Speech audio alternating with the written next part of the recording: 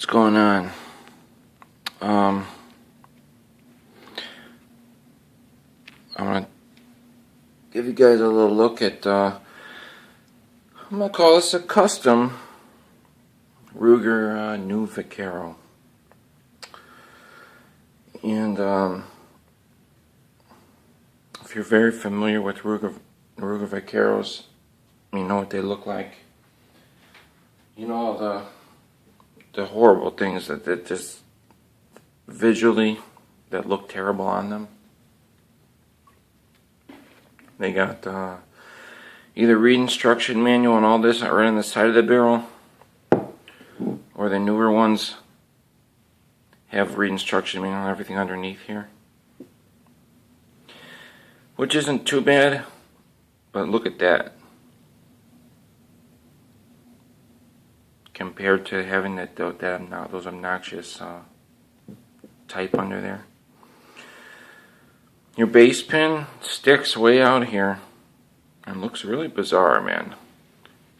The gun looks like something from 1873, 1800s, and then you got this it's very weird looking. I mean, it looks like something that's modern and it's just sticking out and it doesn't match the gun. And then you got the push button for releasing your base pin, your takedown latch, base pin latch.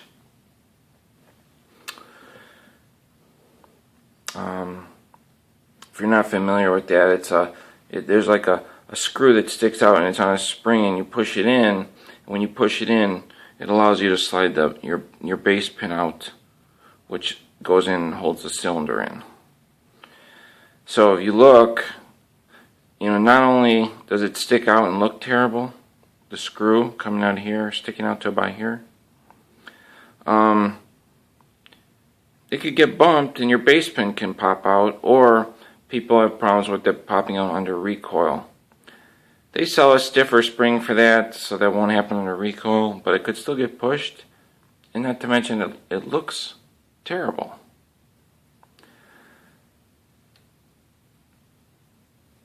They sell a base pin that sticks out, that's got a Allen set screw that digs into your barrel that will hold your base pin in place. But that doesn't look any better, and you're going to need tools to take that Allen off to slide it out if you need to take this out. So it defeats the purpose of the quick release. So if you're going to do all that, then may as well just have a fixed screw here holding your base pin in. Original Colts, the first model, had a screw come in from down here that would go in and hold the base pin in. There's a notch in the base pin, and this just goes through the notch and holds it there. That's all. So you see what I've done here. I've taken the base pin. That is a stock base pin, Ruger Vaquero base pin, and I've cut it down and hand filed it out.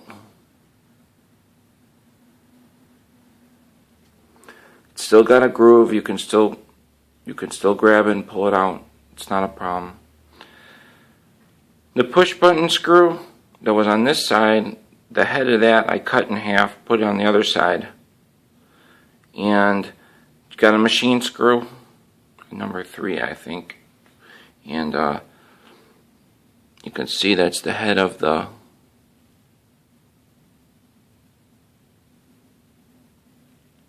camera will focus, and I cut the machine screw so it's perfectly flush and it's all in smooth with the frame, and it's pretty even on both sides. It's very flush on both sides. It looks way nicer. And if you haven't noticed, I've removed read instruction manual. I'm giving the whole frame a flat finish,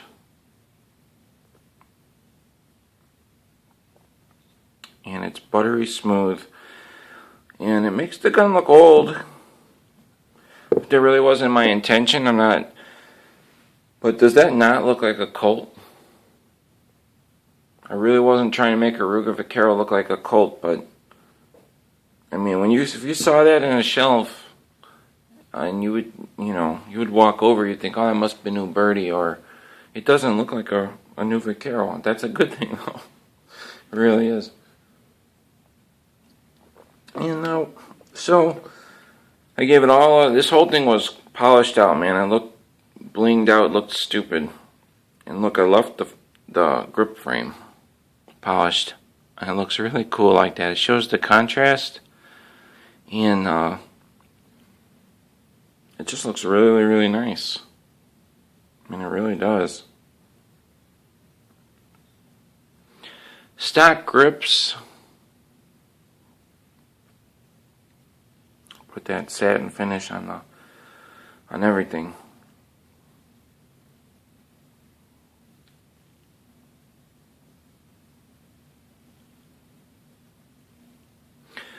So I have zero money in aftermarket parts into this gun. It's all just hard work and elbow grease. So here's what I did to it. Removed instruction manual, gave a complete satin finish, cut the base pin, pimped that out, took care of this, cut that down, got the smaller machine screw. I hand filed the grip frame for a perfect fit to the frame. Now it was already pretty good, but I filed the grip frame, not the gun frame, for a perfect fit. It was sticking out just a little bit on a couple spots, like on one end, and the other side it was sharp. And now it's perfect, buttery smooth. I polished all the internals. The action is very smooth.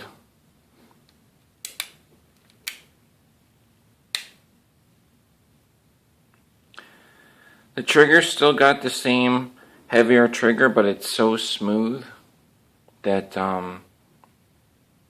there's no need for lighter springs. I mean, it's still got the heavier springs. This is, I let that sit overnight a number of times, and I've been dry firing it with spent cases in here. So I mean, it's by no means, I mean, it feels light. It doesn't feel heavy, so that's why I've not gone and changed that out. Stock springs, no money,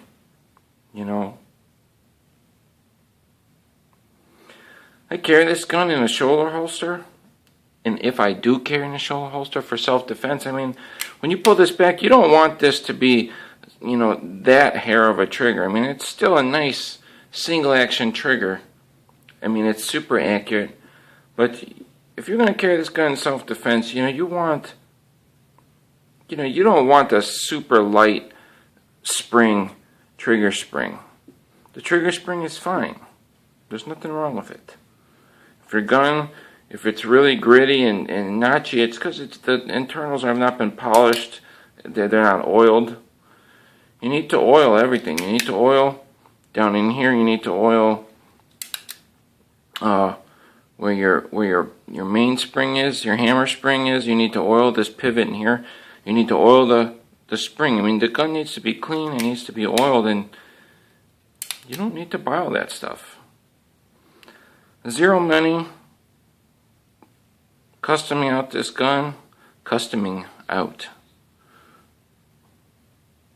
And there it is, man. I'm Raleigh, and this is my Raleigh Ruger New Vaquero Custom. That's what I'm going to call this. I might do another one. I don't know what I'm going to do, but I like these flat finishes, old looking type of stuff. I'm not interested in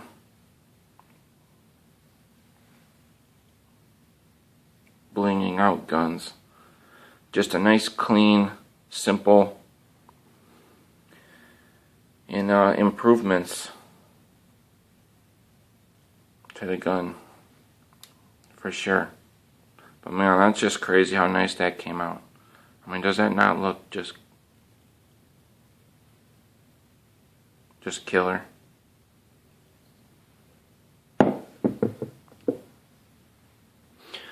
Hope you guys enjoyed the video. I'll catch you later.